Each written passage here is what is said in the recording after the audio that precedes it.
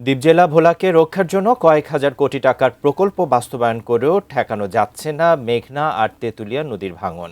স্থায়ী প্রকল্প গ্রহণ না করে শুধু জিও ব্যাগ ডাম্পিং এবং সিসি ব্লক ব্যবহারের মতো অস্থায়ী প্রকল্পেই সীমাবদ্ধ রয়েছে।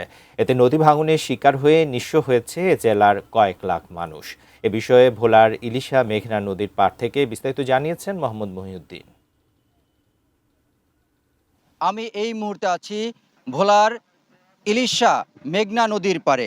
দেশের বৃহত্তম দ্বীপ জেলা ভোলাকে রক্ষার জন্য কয়েক হাজার কোটি টাকার প্রকল্প বাস্তবায়ন করা গেলেও ঠেকানো যাচ্ছে না ভাঙন। নদী শাসনের মাধ্যমে স্থায়ী প্রকল্প গ্রহণ না করে পানি উন্নয়ন বোর্ড শুধু জিও ব্যাগ ডাম্পিং এবং সিসি ব্লক দ্বারা নদীর তীর আচ্ছাদিত করার মতো অস্থায়ী প্রকল্পে সীমাবদ্ধ রয়েছে, যার কারণে সিসি ব্লক আর জিও ব্যাগ সুফল মিলছে না। গত ৫৫ বছরে ২৫৬ বর্গ কিলোমিটার এলাকায় হারিয়ে গেছে ভোলার মানচিত্র থেকে। নদীর তীরের বাসিন্দাদের সাথে কথা বলেছি, তারা যেমনটি জানিয়েছেন প্রতি বছর বর্ষা মৌসুমে নদীর পানি তীব্র চাপে বাড়িঘর, ফসলি জমি, মাছঘাট সহ বিভিন্ন স্থাপনা নদীর ভাঙনে বিলীন হয়ে যাচ্ছে। তাই তাদের দিন কাটছে চিন্তা আর হতাশার মধ্য দিয়ে।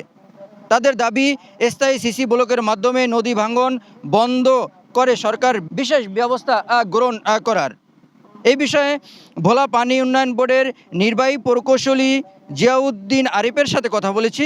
তিনি যেমনটা বলেছেন, ভোলার যে সমস্ত এলাকায় নদীতে ভাঙন দেখা দিয়েছে সেই সমস্ত এলাকায় জিও ব্যাগ ডাম্পিং করে প্রায় ১ কিলোমিটার এলাকা ফেলানো হয়েছে এবং পর্যায়ক্রমে ভাঙন রোধের জন্য ১০ কিলোমিটার এলাকায় সিসি ব্লকের প্রকল্প গ্রহণ করা হবে বলেও জানিয়েছেন এই নির্বাহী কর্মকর্তা।